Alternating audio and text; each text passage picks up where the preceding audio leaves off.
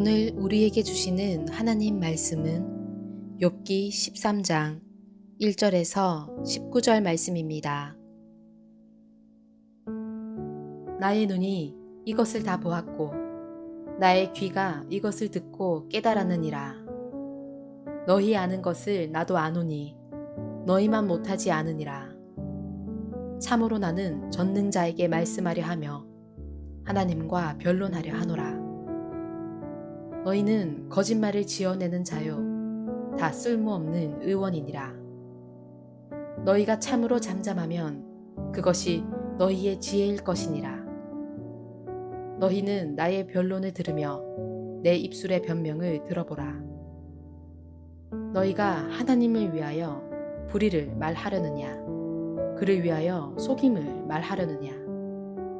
너희가 하나님의 낯을 따르려느냐 그를 위하여 변론하려느냐. 하나님이 너희를 감찰하시면 좋겠느냐 너희가 사람을 속임같이 그를 속이려느냐. 만일 너희가 몰래 낯을 따를진대 그가 반드시 책망하시리니 그의 존귀가 너희를 두렵게 하지 않겠으며 그의 두려움이 너희 위에 임하지 않겠느냐. 너희의 격언은 재 같은 속담이요 너희가 방화하는 것은 토성이니라.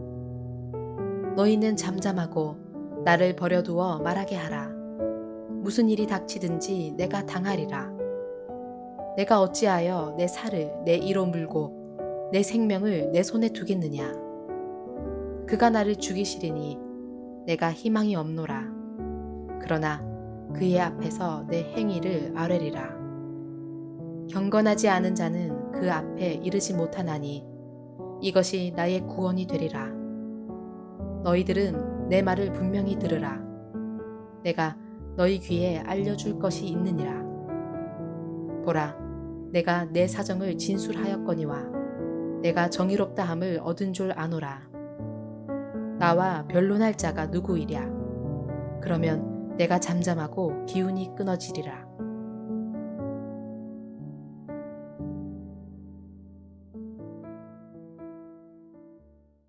욥기서 12장부터 14장까지는 욥의 네 번째 연설입니다. 이 석장 가운데 12장 1절부터 13장 19절까지는 욥이 친구들에게 말한 내용이 기록되어 있고 13장 20절부터 14장의 마지막 절까지는 욥이 하나님께 기도한 내용이 기록되어 있습니다. 오늘 본문인 13장 1절에서 19절은 12장에 이어서 욥이 친구들에게 말하는 내용입니다. 오늘 본문의 첫 절인 13장 1절을 보겠습니다. 나의 눈이 이것을 다 보았고 나의 귀가 이것을 듣고 깨달았느니라. 욥의 세 친구 중에 수아 사람 빌닷은 조상들의 가르침을 강조하면서 욥에게 죄에서 돌이켜야 된다라고 책망을 했습니다. 욥이 1절에서 나의 눈이 이것을 다 보았고 나의 귀가 이것을 들었고 라는 말은 욥이 조상들의 가르침인 전승에 대해서 이미 잘 알고 있다는 뜻입니다. 그리고 깨달았느니라 라는 말은 이것을 깊이 이해했다는 뜻이었습니다. 2절입니다. 너희 아는 것을 나도 아노니 너희만 못하지 않느니라.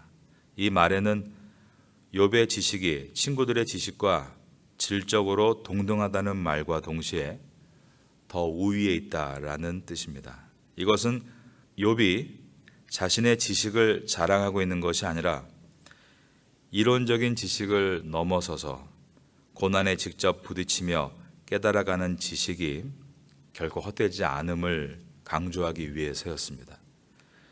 그러면서 욥은 말합니다. 나는 하나님과 이 문제를 풀기를 원한다. 나는 하나님과 변론하고 싶다. 3절입니다. 참으로 나는 전능자에게 말씀하려 하며 하나님과 변론하려 하노라. 욥은 앞서 9장 14절에서 이렇게 말한 일이 있습니다. 하물며 내가 감히 대답하겠으며 그 앞에서 무슨 말을 택하랴. 9장에서는 욥은 하나님과 변론할 수 없다라고 한 것입니다. 그런데 13장에서는 변론하려 하노라라고 말하고 있습니다. 저는 이 두 가지가 서로 충돌하지 않는다고 생각합니다. 욥은 하나님의 진리 앞에 인간은 어떤 주장이나 제안을 들을 수 없다는 것을 잘 알고 있었습니다. 하지만 그럼에도 주장하고 싶고 제안하고 싶은 것입니다. 이러한 마음이 일어나는 이유는 인간이 하나님을 100% 이해할 수 없기 때문입니다. 한 청년이 어머니 병안을 놓고 기도했는데 결국 하나님이 어머니를 데려가셨다고 합니다. 그때 그 청년은 분명 장례식장에서 욥기서 1장을 가지고 사람이 모태에서 알몸으로 나왔사온즉 또한 알몸이 그리로 돌아가올지라 주신 이도 여호와시요 거두신 이도 여호와시오니 여호와의 이름이 찬송을 받으실지니다라고 고백을 했다는 것입니다. 그러나 며칠이 지나고 나서 그는 어머니가 그리워 하나님께 이렇게 기도했습니다. 하나님, 왜 저의 어머니를 그렇게 빨리 데려가셨나요? 인간은 이렇게 질문할 수 있다는 것입니다. 아니, 이렇게 질문하는 것이 당연하다는 것입니다. 신앙인은 무조건 참아야 된다. 그럴 수 없다는 말입니다. 욥이 하나님께 변론할 수 없다라고 선언해 놓고도 다시 하나님께 변론하고 싶어 하는 것을 욥기서가 그대로 다 기록하고 있는 이유는 하나님은 그런 인간의 복잡한 마음을 다 헤아리신다는 뜻입니다. 욥은 친구들의 주장에 대해서 말했습니다. 나도 다 안다.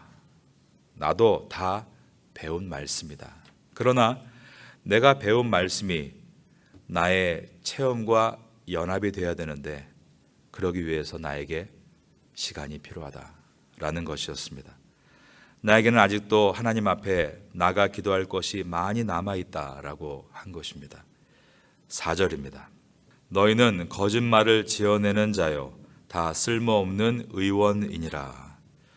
욥은 친구들을 향해서 거짓말쟁이라고 말하고 있고 또 심지어 쓸모없는 의원이니라, 다른 말로 돌팔이다라고 말하고 있습니다. 신앙인이 언제 거짓말쟁이가 되는 것입니까? 하나님의 섭리를 다 아는 척할 때입니다. 신앙인이 언제 돌팔이 의사가 되는 것입니까? 상대방의 상태를 잘못 진단하고 잘못 처방해 줄 때입니다. 내가 안수기도를 해주면 그가 단번에 치료될 수 있다라고 생각하지 말아야 합니다. 내가 안수기도를 받으면 내 문제가 단번에 해결될 것이라고 생각하지 말아야 합니다. 목사에게 특별한 능력이 나타나는 경우가 왜 없겠습니까? 성도에게 특별한 은사가 나타나는 경우도 분명히 있습니다. 그러나 그것은 말 그대로 특별한 사건입니다. 이것을 일반화시키게 되면 거짓말쟁이가 되고 돌팔이 의사가 될 수 있는 것입니다. 평상시에도 예언하듯이 말하고 모든 병을 영적인 문제로 다루려 하면 안 되는 것입니다. 우리가 어떤 미니스트리라고 하죠. 사역을 하다가 누군가에게 특별한 치유를 하게 될 때도 있습니다. 하나님께서 그를 긍휼히 여기셔서 그와 관련되어 있는 사람을 통해 가령 목사나 교구장이나 구역장이나 교사를 통해서 치유의 도구로 사용하실 수 있는 것입니다. 이럴 때 사용받는 사람의 자세는 그것을 드러내고 자신을 내세우는 것이 아닙니다. 그것을 숨기고 자신을 낮추는 일입니다. 5절을 보겠습니다. 너희가 참으로 잠잠하면 그것이 너희의 지혜일 것이니라. 잠잠함이 지혜이다라고 되어 있습니다. 잠잠할 수 있는 지혜. 이 지혜를 보여주신 분은 바로 우리 구주 예수 그리스도셨습니다. 예수님께서는 병자를 고치시고 기적을 행하실 때마다 아무에게도 그 사실을 알지 못하게 하라고 당부하셨습니다. 왜냐하면 사람들이 기적에 관심을 쏟게 되면 예수님께서 십자가를 향해 나 있는 골고다 언덕을 가지 못하도록 막을 것이기 때문입니다. 왕좌가 있는 헤롯 왕궁을 향해 난 길로 예수님을 이끌려 할 것임을 아셨기 때문입니다. 그렇게 되면 이 땅에 오셔서 이루려고 하시는 하나님의 뜻을 이룰 수 없고 실패할 수밖에 없기 때문이었습니다. 7절과 8절을 보겠습니다. 너희가 하나님을 위하여 불의를 말하려느냐? 그를 위하여 속임을 말하려느냐? 너희가 하나님의 낯을 따르려느냐? 그를 위하여 변론하려느냐? 하나님을 위하여라는 말이 3번이 나오고 있습니다. 하나님을 위하여, 참 아픈 말입니다. 인간은 하나님을 위하여라고 말하면서 자기 욕심을 따라 불의한 말을 하고 속이는 말을 하며 사람들과 변론한다는 것입니다. 우리도 여기에서 결코 자유롭지 못하다고 생각합니다. 허드슨 테일러 선교사가 이런 말을 했습니다. 행하는 모든 일이 하나님께 중심을 맞추고 있는지 항상 주의를 기울이십시오. 하나님의 일이란 하나님을 위해 사람들이 하는 일이 아닙니다. 사람을 통해 하나님이 하시는 하나님의 일입니다. 우리가 하나님의 일을 한다고 하면서 하나님을 위한다라고 하면서 나의 계획과 욕심을 따라 하는 일이 얼마나 많은가를 생각해야 합니다. 그 결과 문제를 야기시키는 것들을 우리가 돌아봐야 하는 것입니다. 그래서 항상 신중해야 하고 그러기 위해서 하나님 앞에 엎드려 기도하는 것입니다. 하나님을 위한다는 명분으로 제가 하고 싶은 일을 하지 않게 해주세요. 주님의 뜻을 기다립니다. 뜻을 알고 난 후에도 주님의 때를 기다리겠습니다. 절대 주님의 뜻이 아닌 것을 선택하지 않고 주님의 때가 아닌 때에 출발하지 않겠습니다. 이러한 기도를 드릴 때 하나님께서는 분명한 뜻을 보여주시고 정확한 때에 일하도록 인도해 주십니다. 우리 교회를 위해서 기도할 때도 마찬가지입니다. 파타야 선교교회가 일 많이 하는 교회, 일 잘하는 교회가 되는 것을 저는 오히려 삼가해야 한다라고 생각합니다. 하나님께서 파타야 선교교회를 통해서 일하시고 싶은 것이 무엇인지를 여쭐 수 있어야 합니다. 성급하게 움직이기보다 하나님의 때가 있음을 믿고 교회가 잘 준비되는 것이 필요합니다. 교회는 늘 말씀드리지만 건물이 아닙니다. 성도 개개인입니다. 하나님의 사람들이 말씀과 기도로 신앙과 인격을 잘 준비해 나아갈 때 하나님은 당신의 때에 파타야 선교교회를 사용하셔서 주님의 뜻을 이 태국 땅에, 특별히 파타야 땅에 이루어 가시는 것입니다. 그리고 그 일이란 파타야에서 해야 할 여러 일들 중에 한 부분일 것입니다. 우리가 뭐든지 다 할 수 있다. 그것은 옳지 않다고 봅니다. 우리가 해야 할 일이 무엇인가를 정확하게 찾는 것입니다. 우리 교회가 해야 될 일이 있고 이웃 교회가 해야 될 일이 따로 있습니다. 교회들은 욕심을 내서는 안 되고 각자가 맡은 사명을 잘 감당할 수 있도록 서로를 격려하고 필요를 돕고 연합해야 합니다. 다시 말씀드리지만 교회는 성도 개개인입니다. 마찬가지로 우리 개개인도 혼자 하겠다가 아니라 내 옆에 있는 지체와 서로 힘을 모아야 합니다. 빛은 프리즘을 통해서 보면 하나의 색이 아닙니다. 다양한 7색이 합쳐 그 힘을 모아 빛이 되는 것처럼 잘 연합해 나아가서 주님의 뜻을 이루어가는 것입니다. 그래서 연합할 수 있는 것이 성숙한 것이고 하나님은 성숙한 사람을 사용하실 것입니다. 우리 모두가 이러한 성도가 될 수 있기를 주님의 이름으로 축원합니다. 욥의 세 친구인 엘리바스와 빌닷과 소발은 돌팔이 의사와 같이 욥의 상태를 잘못 진단하고 잘못된 처방을 내렸습니다. 재산을 다 잃고 자녀를 다 잃고 몸에 병이 든 것이 죄로 인한 결과라고 진단하고 지은 죄들을 곰곰이 생각하고 회개해야 된다라는 처방을 내린 것입니다. 이것에 대해서 욥은 하나님이 너희를 감찰하시면 좋겠느냐라고 묻습니다. 9절입니다. 하나님이 너희를 감찰하시면 좋겠느냐? 너희가 사람을 속임같이 그를 속이려느냐? 하나님이 감찰하신다 해서 감찰하다는 히브리어로 하카르라는 단어입니다. 이 뜻은 꿰뚫어보다, 자세히 조사하다라는 뜻입니다. 다른 사람을 보고 있으면 그에게서 잘못된 것이 보입니다. 잘못된 것을 보고 난 다음에 그 사람을 정죄하게 됩니다. 그리고 잘못에서 돌이키라고 그를 충고하고 책망을 하게 됩니다. 이것이 보통 인간들이 하는 일들입니다.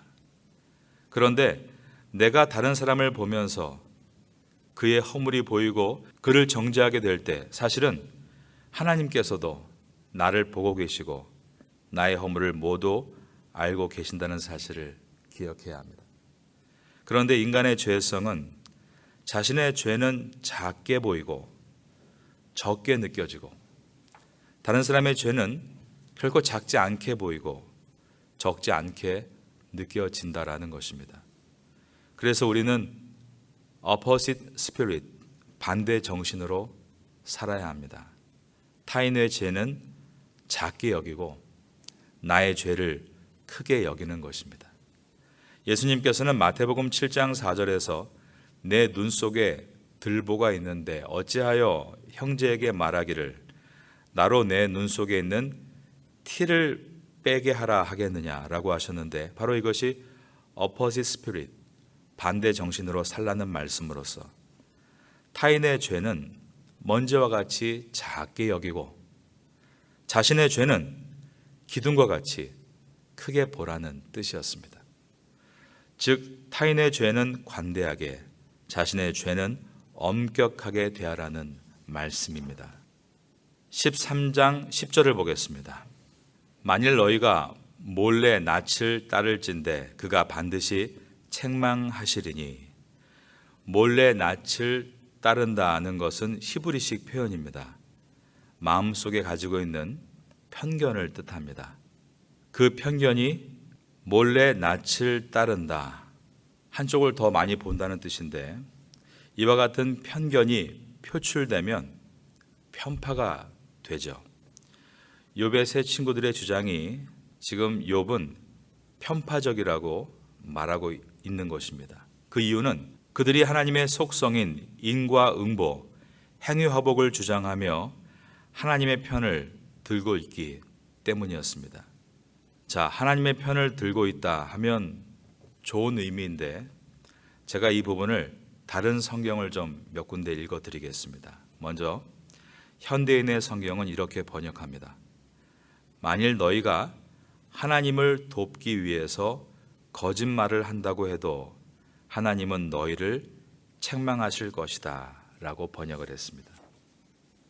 아까도 나온 말이지만 하나님을 위하여 그렇게 한다라는 뜻인데 그들이 지금까지 주장한 내용이 하나님의 생각을 욥에게 표현하는 것이 아니라 자기의 생각을 욥에게 어필하기 위해서 하나님의 말씀을 따옴표했다는 것입니다.